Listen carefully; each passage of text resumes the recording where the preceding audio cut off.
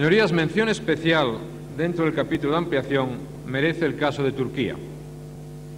La decisión de reconocer a Turquía el derecho a participar en la Unión Europea no ha sido una decisión fácil ni es, por supuesto, baladí. España ha cuidado en todo momento que no se discriminase a Turquía, de tal manera que se le exigiese el cumplimiento de los mismos criterios que a los demás Estados que aspiran a formar parte de la Unión, pero que también se le diesen las mismas oportunidades. Todos los documentos aprobados recogen los buenos resultados de nuestro país en creación de puestos de trabajo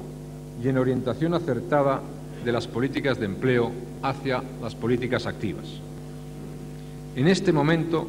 la tasa de creación de empleo de España triplica la media europea y así se recoge en dichos documentos. Es un dato prometedor y sin duda es un logro importante para España.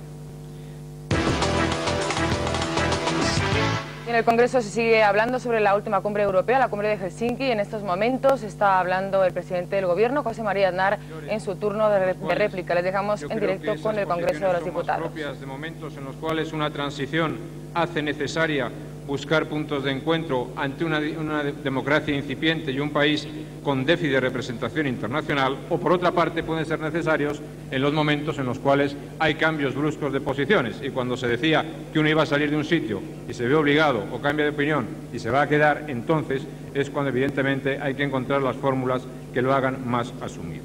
Un país ya con 20 años de democracia a sus espaldas, afortunadamente, es un país con el suficiente grado de consenso para marcar en este tipo de debates y en otros los elementos fundamentales de convergencia y los puntos de acuerdo en orden a la política exterior de nuestro país. Y quiero decir al respecto que no participo de algunos de los criterios que ha expuesto algún portavoz respecto de que el Gobierno español está siempre, casi siempre o habitualmente con aquellos que frenan el proceso europeo o que frenan la política europea. Evidentemente, puede ser eso más o menos útil. Yo creo que es inútil perfectamente desde el punto de vista de un eslogan supuestamente electoral, pero lo que ocurre es que lo que importa son los hechos y los fundamentos de las aseveraciones.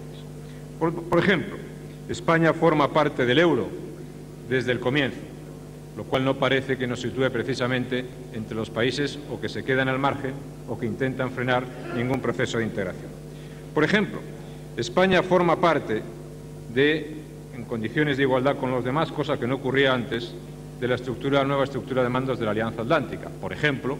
España ha inaugurado en el mes de julio el nuevo cuartel general de la Alianza Atlántica aquí en Madrid. Por ejemplo, España ha sido uno de los 5 países que ha elaborado durante estos meses el documento de defensa sobre política exterior y defensa que ha sido aprobado en el Consejo Europeo de Helsinki, junto con Francia, junto con Alemania, junto con Italia y junto en este punto con el Reino Unido. Por ejemplo, España ha participado, podía ser de otra manera, intensamente en el nivel de nuestras responsabilidades en operaciones internacionales en Albania, en Kosovo, o ha mantenido la de Bosnia. Por ejemplo, como no puede haber una política de seguridad, en mi opinión, europea sin que tenga un referente en la industria de defensa, España acaba de formar, junto con Francia y Alemania, el primer grupo de industria de defensa europeo y el tercer grupo de industria de defensa del mundo, probablemente porque naturalmente nos dedicamos a frenar las cosas. Por ejemplo, en el tercer pilar, el espacio de libertad, seguridad y justicia, que está en el Tratado de Ámsterdam a propuesta de España y que era una asignatura pendiente de la Unión, ha celebrado su primer Consejo Europeo en Tampere, donde se han puesto y se han dado los primeros pasos de la construcción de ese espacio, porque, como es sabido, España se ha dedicado también a frenar. Y, por ejemplo, si hablamos en políticas de empleo o si hablamos en políticas activas de empleo, tanto en políticas de empleo la Comisión reconoce la aportación de España al crecimiento del empleo en Europa, y en lo que se refiere a políticas activas estamos, porque frenamos, en la cabeza del esfuerzo de todos los países europeos. Se ha llegado a decir que además de que frenamos, no planteamos una cuestión de cuál es la política de la Unión Europea con Iberoamérica. Y curiosamente se plantea en el momento en que España ha sido el motor y el impulsor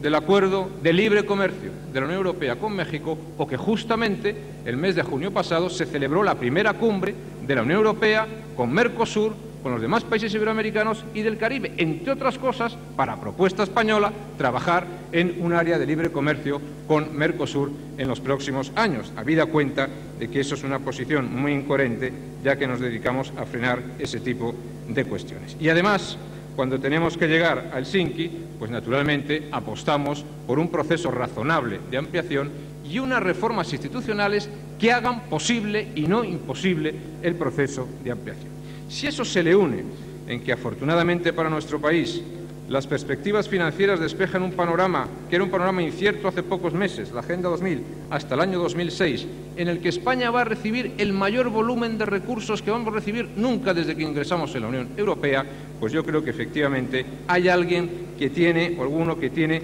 algún despiste bastante notable respecto de algunas posiciones al respecto. Comentaré algunas de las cuestiones que nos han referido sus señorías respecto de la ampliación europea. Evidentemente, se han hecho algunas preguntas, como por ejemplo, quiero en primer lugar salir al paso de algo que se ha dicho al menos por dos portavoces parlamentarios, no exactamente.